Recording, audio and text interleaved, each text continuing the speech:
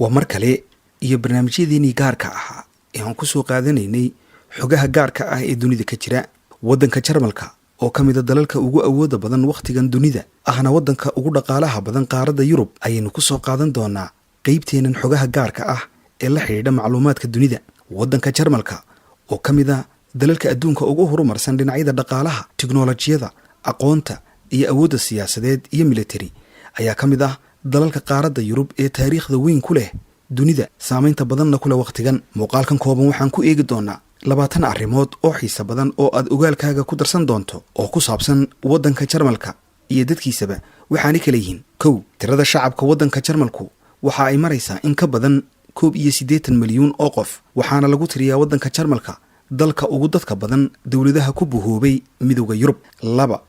bedka iyo dhulka ay ku fadhido caasimadda waddanka Jarmalka ee Berlin waxa ay 9 jeer ku labanlaabantaa oo ay ka weyn tahay bedka ay ku fadhido caasimadda waddanka Faransiiska ee Paris.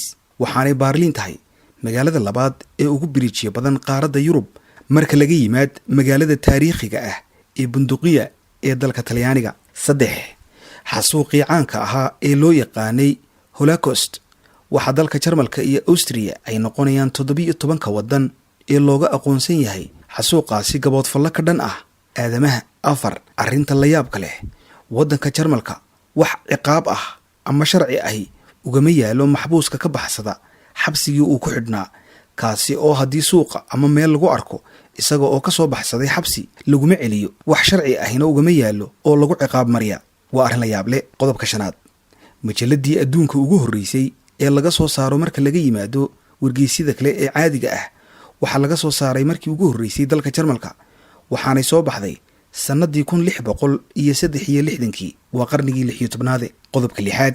markii dalkaasi Jarmalku ka soo laabtay dagaaladii koowaad iyo labaad ee adduunka waxaa dalka Jarmalka ka dhacay rag la'aan oo tiradii ragga ayaa aad uga yaraatay marka la barbar dhigo dhigooda dumarka, maadaama ay labadaasi dagaal rag badani kaga le'deen. taasi waxa ay dhibaato xoogan ku keentay xagga guurka, iyada oo ay haween badan oo Jarmal ahi rag beeleen ama guur beeleen, taasina sababtay in 3 haween ahba uu ku soo hagaago hal nin. 7. dalka Jarmalku marka gaadhigu marayo jidadka waaweyn ee xawaaraha lagu socdo, haddii shidaalku kaa dhammaado wax ciqaab ah ma laha, ninka wadaha ahina lama kulmi karo wax dhibaato ah, maadaama aan wax sharci ahi ka oolin arrintaasi. sida dalal badan oo hore u maray ay dembi weyn tahay in gaadhiga lagu kaxaysto shidaal la'aan, ama haddii shidaalku kaaga dhammaado goob waddo ah aad ganaax ku mudan karto.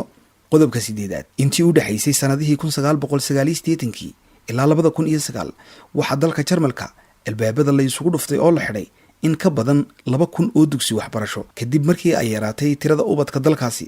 waalidiinta Jarmalka oo iskaba daayay in ay ubad dhalaan ama tiro aad u yar ay dhalaan ayaa sababtay in ubad yaraani ka dhacdo dalka Jarmalka, waxaana lagu tilmaamaa wakhtigan dal ay dadkiisu u badan yihiin dad waayeel ah. qodobka 9.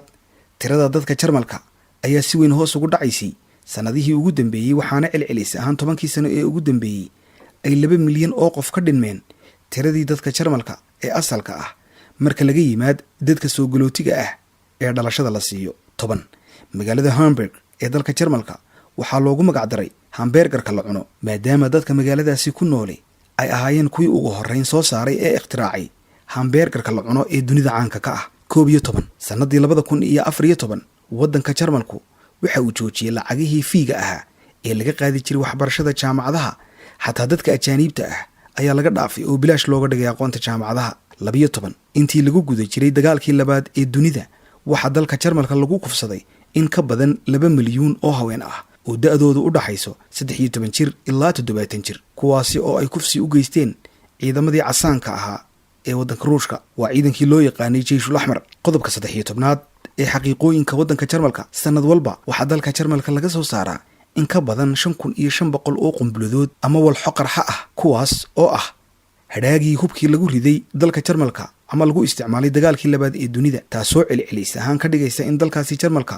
maalin walba laga soo saaro ugu yaraan 15 qunbuladood. 14. sharaabka dadku jecel yahay ee loo yaqaano Fanta waxaa laga bilaabay in laga isticmaalo markii ugu horreysay dunida waddanka Jarmalka kadib markii uu yaraaday midhaha laga sameeyo sharaabka Coca-Cola oo wakhtigaasi dunida aad looga cabbi jiray balse aan wakhtigaas ka hor la aqoon sharaabka noociisa faantaha. 15 ma og tahay ciyaarta miiska ee tenista loo yaqaano in uu hindisay nin Jarmal ahi markii ugu horreysay taariikhda, markii dambena ay ku fiday ciyaartaasi dalalka Asia gaar ahaan waddanka China. qodobka 16 dagaalkii labaad ee adduunku markii uu socday guri Jarmalka ku yaala oo ay ku shirayeen boqorkii Ingiriiska, qaysarkii Ruushka iyo imbaradorkii dalka Jarmalka, waxa ku habsaday gantaal diyaarad laga soo tuuray oo dhulka la simay gurigii ay ku sugnaayeen, balse waxa la yaab noqotay inay dhammaan ka badbaadeen saddexdii hogaamiye halkaasi ku sugnaaba. 17 waddanka Jarmalku waxa uu ka mid yahay wadamada ugu awood badan gaashaanbuurta NATO, waxaanu bixiyaa miisaaniyadda labaad ee ugu badan kharashaadka NATO, waxaanu ku xigaa waddanka Mareykanka. qodobka 18 ee xaqiiqooyinka dalka Jarmalka, tirada askartii Jarmalka ahayd ee laga dilay dagaal kali ah oo loo yaqaanay dagaalkii Stalingrad